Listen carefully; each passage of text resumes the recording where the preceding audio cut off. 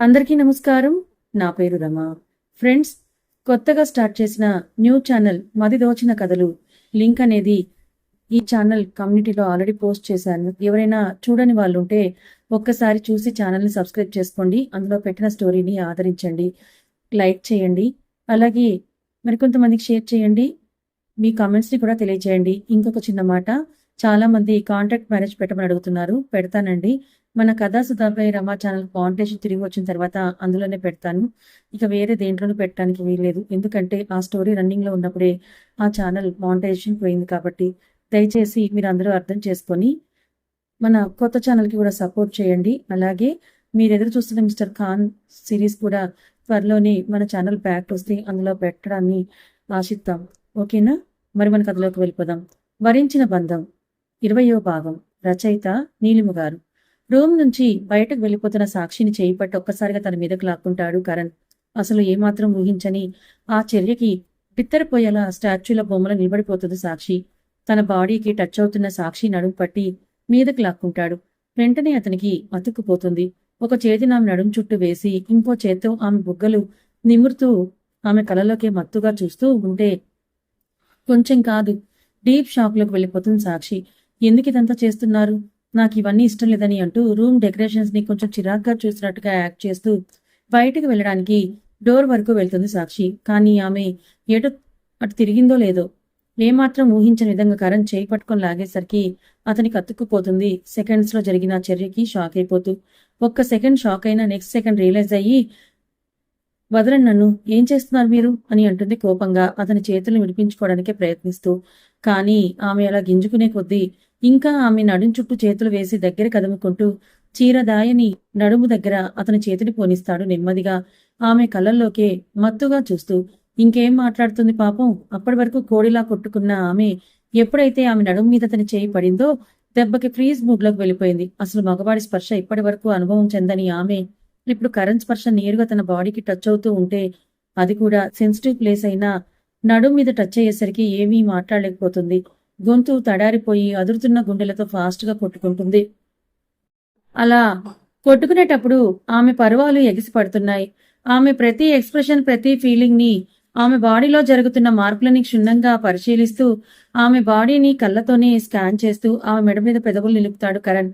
అప్పటి వరకు freeze mood లో ఉన్న సాక్షి అతని పెదవులు ఎప్పుడైతే ఆమె మెడ వంపుల్ని తాకాయో వెంటనే మైమరుపుగా గట్టిగా కళ్ళు మూసుకొని ఆమె రెండు చేతులతో అతని షర్ట్ కలర్ దగ్గర గట్టిగా పట్టుకుంటుంది. 2 నిమిషాలు అలాగే అతని పెదవుల్ని అక్కడ ఉంచి 3వ నిమిషం కొంచెం మీదకి జరుపుతూ ఆమె చెవి మీద ముద్దు పెట్టి చెవి కమ్మని చిన్నగా మునిపంటితో కొరికి వదులుతాడు. అప్పటి వరకు ఏదో ట్రాన్స్ లో ఉన్న ఆమె అప్పుడు ఈ లోకంలోకి వచ్చి అతన్ని చూడలేక తలదించేసి అతని గుండెల మీద చేత్తో నెట్టేసి పరుగున బయటికి వెళ్ళిపోతుంది. ఇంకా ఒక క్షణం అక్కడే ఉన్న ఆమె చనువుగా అతన్ని ఎంత గట్టిగా హత్తుకుపోతుందో అన్న భయం ఆమెలో మొదలైంది. అంత ఫాస్ట్ గా పరిగెడుతున్న ఆమె వైపే నవ్వుతూ చూస్తూ, ఇదేం చూసావు? ముందు ముందు చూపిస్తా నాలోని నాటినెస్. ఎన్ని రోజులు ఇలా నాకు దూరంగా పరిగెడతావో నేను చూస్తా అని నవ్వుకుంటూ అనుకుంటాడు. బయటికి వెళ్లిన సాక్షి రైలింగ్ దగ్గర ఆగిపోయి గుండె మీద చేతులు వేసుకొని అప్పటి వరకు హై స్పీడ్ లో కొట్టుకుంటున్న ఆమె గుండెను నెమ్మదించుకుంటూ 5 నిమిషాల పాటు అలాగే ఉండిపోతుంది. తర్వాత తన చర్యకి బుగ్గలు సిగ్గుగా ఎరిపెక్కుతుంటే ముసిముసిగా నవ్వుకొని అంతలోనే కొంచెం కోపంగా మారిపోయి ఇదంతా ఎందుకు చేస్తున్నాడో అర్థమై కరణ్ మీద కోపం వచ్చేస్తుంది సాక్షికి. కానీ ఆ కోపాన్ని ప్రదర్శించలేకపోతుంది. ఎందుకంటే అంతకన్నా ఎక్కువ ప్రేమ ఉంది కాబట్టి. మరి వీళ్ళిద్దరి ఈ ఆటలో ఎవరు గెలుస్తారో చూడాలి మనం కూడా. ఏంటి తల్లి, ఈ 2 రోజుల నుంచి నీ మొహం దీపావళి వెలుగులా వెలిగిపోతోంది. దానికి కారణం ఏంటి? అంత సంతోషకరమైన వార్త నాకు చెప్పవా అని అడుగుతారు ప్రణవి వాళ్ళ అమ్మగారు. రాత్రి ఇద్దరు కూర్చొని భోజనాలు చేస్తూ ఉండగా. అలాంటిదేం లేదమ్మా అని ప్రణవి అంటున్నా ఎందుకు ఆ మాట నిజం కాదనిపించింది వాళ్ళ అమ్మగారికి. చూడు తల్లి, ఏది మంచో ఏది చెడో నీకు బాగా తెలుసు. నేను చెప్తే వినే పరిస్థితిలో నువ్వు లేవని అనుకుంటున్నాను. నీ మొహంలో సంతోషం చూస్తుంటే నువ్వెవరినో ప్రేమిస్తున్నట్లుగా నాకు అనిపిస్తోంది. ఎందుకంటే ఆ మాత్రం అనుభవం నాకుంది కాబట్టి. కానీ ఎంత ప్రేమించినా అది నీ వరకే ఉంచుకో తల్లి. వాళ్ళు కూడా నిన్ను ఇష్టపడుతున్నారని ఎలాంటి తప్పుడు నిర్ణయాలు తీసుకోకని అంటారు పెద్ద ఆవిడ సలహాలు ఇస్తూ. అప్పటికే తినడం అయిపోవడంతో చేయి కడుక్కొని వాళ్ళ అమ్మ పక్కకు వచ్చి, చూడమ్మా, నీ భయంలో అర్థం ఉంది. అలాగే నీ మనసులో ఉన్నది కూడా నిజమే. నేను ఒకరిని ప్రేమిస్తున్నాను, కానీ అది ఇప్పటి నుంచి కాదు, దాదాపు సంవత్సరం క్రితం నుంచి. కానీ ఎవరికీ తెలియదు, నాకు తప్ప. అవునా అంటారు కూతురి వైపు ఆశ్చర్యంగా చూస్తూ. అవునమ్మా, సంవత్సరం క్రితమే నా గుండెల్లో ఒకరు చేరిపోయారు. కానీ వాళ్ళు నాకు సొంతం అవుతారు లేదో అన్న సందేహంతో ఇప్పటి వరకు ఎవరికీ చెప్పకుండా నాలో నేనే దాచుకున్నాను. ఇప్పటి వరకు అంటే ఇప్పుడు అతను నిన్ను కూడా ప్రేమిస్తున్నాడా అని అడుగుతారు పల్లవి మాటల్లో అర్థం వెతుకుతూ. అవునమ్మా, ఇప్పుడు ఆయన కూడా నన్ను ఇష్టపడుతున్నారు. అంతేకాదు కొద్ది రోజుల్లో పెద్దవాళ్ళని తీసుకొని మాట్లాడడానికి కూడా వస్తానని అన్నారు అని పెళ్లి గురించి అని అంటుంది ప్రణవి చిరుసిగ్గుతో. అబ్బా, ఎంత మంచి శుభవార్త చెప్పావు తల్లి. ఎప్పుడెప్పుడు నీ పెళ్లి వార్త వింటానా అని ఎదురు చూస్తున్నాను నేను. ఈ వయసులో నాకంటూ సంతోషం ఉంటుంది అంటే అది నీ పెళ్లి ద్వారానే తల్లి. నువ్వు ఒక ఇంటి దానివైతే అంతకన్నా నాకు ఇంకేం సంతోషం దొరకదని అంటారు కూతురు రెండు ముక్కలు పట్టుకొని తడుముతూ. చిరునవ్వుతో చూస్తూ ఉంటుంది వాళ్ళ అమ్మ సంతోషాన్ని. వాళ్ళ అమ్మ సంతోషాన్ని నవ్వుతూ చూస్తూ ఉండిపోతుంది. కానీ నాకొకటే బాధ, నేను వెళ్ళిపోతే నువ్వు ఒకదానివే అయిపోతావు. అప్పుడు నేను చూసుకోవడానికి ఎవరూ ఉండరని అంటుంది ప్రణవి ఆమెలోని నిరాశను చూపిస్తూ. చూడు తల్లి, నా గురించి నువ్వు ఇంకేమీ ఆలోచించకు. ఇప్పటి వరకు చాలా బాధలే పడ్డావు.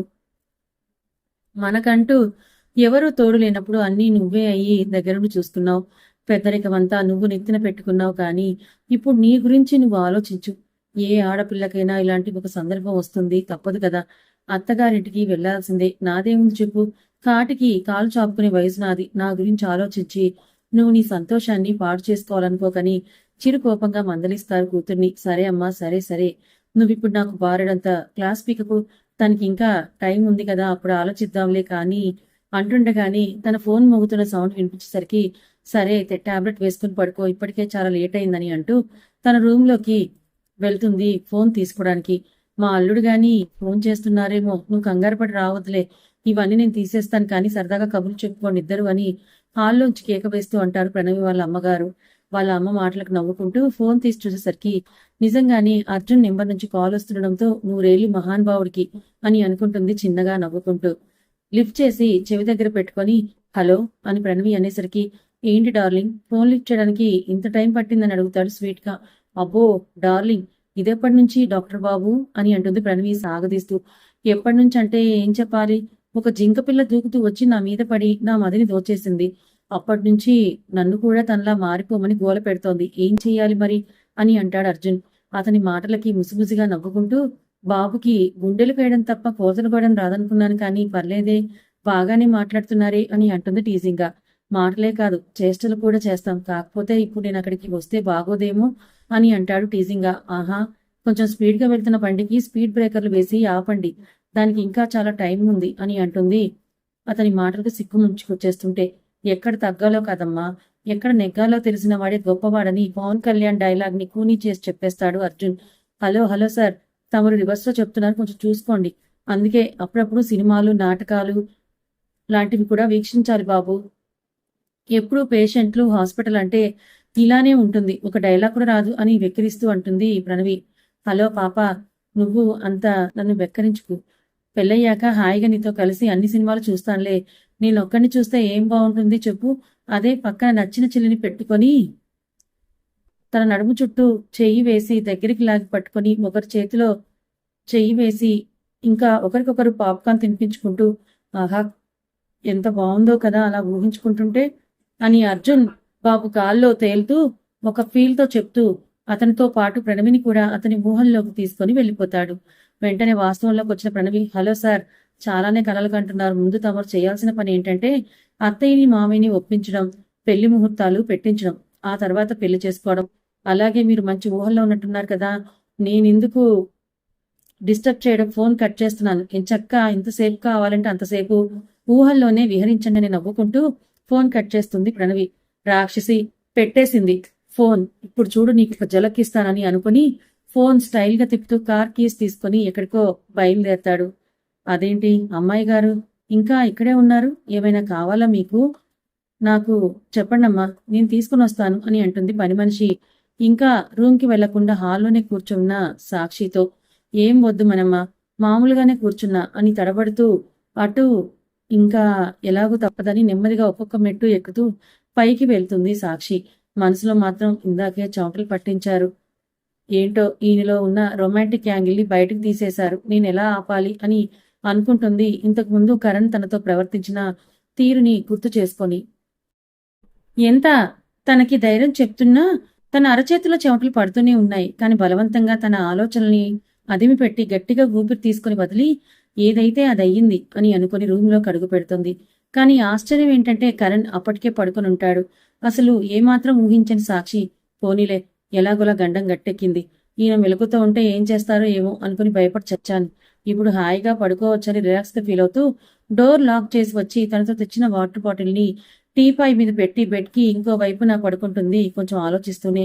కరణ్ ముఖం వైపు కళ్ళ వైపు పరీక్షగా చూస్తుంది. నిజంగా పడుకొని ఉన్నారా లేదంటే యాక్ట్ చేస్తున్నారా అని. కాని ఎటువంటి అలికిడి తనకి అనుమానం లేకపోయేసరికి పడుకొని ఉండుంటారులే అని అనుకుని దుప్పటి కప్పుకొని కళ్ళు మూసుకుంటుంది. అప్పటి వరకు కళ్ళు మూసుకొని తన ప్రతి కదలికను గమనిస్తూ ఉన్న కరణ్ వెంటనే కళ్ళు తెరిచి సాక్షి వైపు కొంటెగా చూస్తాడు. ఇప్పుడు చూడు నీకుంటుంది అని మనసులోనే అనుకుంటూ సాక్షి వైపు తిరిగినట్టుగా తిరిగి ఒక సైడ్ కి పడుకొని ఆమె నడుము చుట్టూ చేయి వేస్తాడు. సడన్ గా ఆమె నడుము మీద అతని చేయి పడిన స్పర్శకి ఉలిక్కి పడి కళ్ళు తెరిచి చూస్తుంది సాక్షి. కరణ్ చెయ్యి ఉండేసరికి కావాలని వేశాడేమో అని అతని వైపు చూస్తుంది. కానీ మంచి నిద్రలోనే ఉన్నట్లుగా అనిపించి బహుశా నిద్రలో అలా వేసేశారా అని అనుకుంటుంది. నెమ్మదిగా అతనికి మెలకు రాకూడదు అని అష్ట కష్టాలు పడుతూ జస్ట్ ఒక వేలు టచ్ అయినట్లుగా పట్టుకొని లేపి పక్కన పెడుతుంది అతని చేతిని. అమ్మయ్య అని అనుకుని మళ్ళీ ఇలా కళ్ళు మూసుకుందో లేదో ఈసారి ఆమె కాలు మీద అతని కాలు పడుతుంది. ఇక సహనం కోల్పోయి కరణ్ గారు మీరు వెలుగుతూనే ఉన్నారని నాకు అర్థమైంది. ఇంక యాక్టింగ్ ఆపేసి లేవండి అని అంటుంది తను లేచి కూర్చుంటూ. ఓ తెలిసిపోయిందా అని సాగదీస్తూ అతను కూడా లేచి ఆమెకు టచ్ అవుతూ నడుమి చేయి వేసి మరీ కూర్చుంటాడు. ఏంటి మీరు చేస్తున్న పని? ఇలా చేస్తే నేను ఊరుకుంటున్నానని అనుకుంటున్నారా? అసలు మీరులా లేరు, కొత్తగా చేస్తున్నారు అన్నీ కూడా. ఎందుకు ఇవన్నీ చేస్తున్నారో నాకు బాగా తెలుసు. మీరెన్ని ప్రయత్నాలు చేసినా నా నిర్ణయంలో మార్పు ఉండదని కరాఖండిగా చెప్పేస్తుంది అతని కళ్ళల్లోకే సూటిగా చూస్తూ. సరే అయితే ఎన్ని ప్రయత్నాలు చేసినా అని నువ్వే అంటున్నావు కదా, ఇంకా నేనేమీ మొదలు పెట్టనే లేదు. నేను నా ప్రయత్నాలు చేసుకుంటాను, నువ్వు నీ మాట మీద నిలబడు అని అతను కూడా ఏమాత్రం తగ్గకుండా అలాగని సీరియస్ అవ్వకుండా అతనికి సమాధానం చెప్తాడు. అసలు ఎందుకు ఇదంతా? మీరిలా చేస్తుంటే నాకు ఎంత కష్టంగా ఉందో తెలుసా అని అంటుంది ఫ్లోలో. దేనికి కష్టం అని అంటాడు చిలిపిగా చూస్తూ. కష్టం కాదునైనా చిరాగ్గా ఉంది. ఇష్టం లేని వాళ్ళు టచ్ చేస్తే చిరాకుండదా? ఆ చిరాకుల నుంచి వచ్చింది కష్టం కూడా అని అలా ఎందుకు చెప్పానా అని తనలో తను తిట్టుకుంటూ సీరియస్ గా అంటుంది సాక్షి. సరేలే ఇప్పుడు ఇవన్నీ ఎందుకు గాని, ఇంక నేనేం చేయనులే, వచ్చి పడుకో.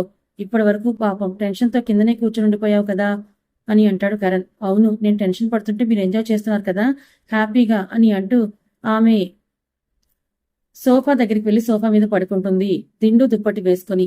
పిచ్చి సాక్షి, ఆల్రెడీ ఇందాక కొంచెం జలకిచ్చాను కాబట్టి ఇప్పుడు వదిలేశాను. రేపటి నుంచి మాత్రం వదిలేయడం లేదు. ఇంకా ఎక్కువ నేనంటే ఏంటో చూపిస్తానని మనసులోనే నవ్వుకుంటూ అనుకుని ఇప్పుడు నేనేమీ నిన్ను చేయనులే గాని సైలెంట్ గా వచ్చి ఇక్కడే పడుకో అని అంటాడు కరణ్. రాను, నేను ఇక్కడే పడుకుంటాను అని అంటూ కళ్ళు మూసుకొని పడుకుంటుంది. మర్యాదగా వచ్చి పడుకుంటావా లేదా నేను ఎత్తుకుని బెడ్ మీద దించనా అని వేలు చూపిస్తూ అనేసరికి అన్నంత పని చేస్తారని భయపడి మారు మాట్లాడకుండా మౌనంగా వచ్చి బెడ్ కి ఇంకో వైపు పడుకుంటుంది.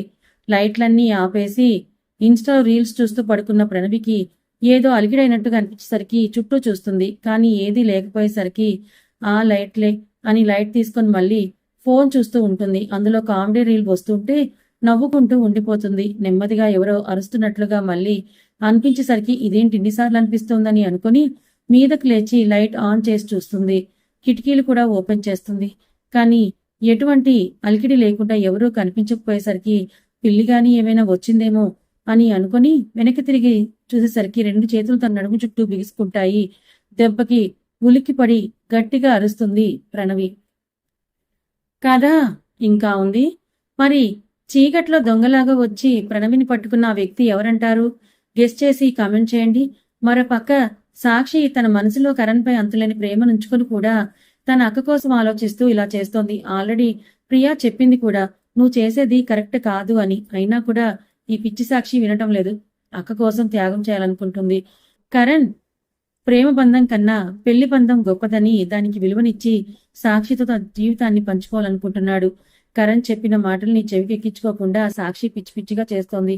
తన మనసులోనే తన ప్రేమని చంపేసుకుంటుంది. మరి కరణ్ కి సాక్షి తనని ఇష్టపడుతుందని తెలిస్తే ఎలా రియాక్ట్ అవుతాడు? ఇప్పుడు తన ప్రేమను చూపించడానికి ఇంత చేసినోడు సాక్షి ప్రేమను బయటపెట్టడానికి ఇంకెంత చేస్తాడంటారు? తర్వాత ఏం జరగబోతుందో తెలుసుకోవాలనుకుంటే మన ఛానల్ని ఫాలో అవ్వండి ఫ్రెండ్స్. చూసిన ప్రతి ఒక్కరూ లైక్ చేయండి, షేర్ చేయండి, హైప్ చేయండి. ప్లీజ్ మీరు చూసి ఛానల్ని సపోర్ట్ చేస్తేనే కదా నేను మరికొన్ని మంచి స్టోరీస్ని మీ ముందుకు తేవడానికి నాకు ఎంకరేజింగ్గా ఉంటుంది. అలాగే మన న్యూ ఛానల్ని కూడా సబ్స్క్రైబ్ చేసుకోండి. అలాగే కథా మాధుర్యాలపై దేవిలో ఈరోజు ఒక న్యూ స్టోరీ స్టార్ట్ అయింది. అది కూడా చూడండి, చాలా బాగుంటుంది. మరి ఇలాగే మీ సపోర్ట్ అందిస్తారని కోరుకుంటూ థ్యాంక్ యూ సో మచ్.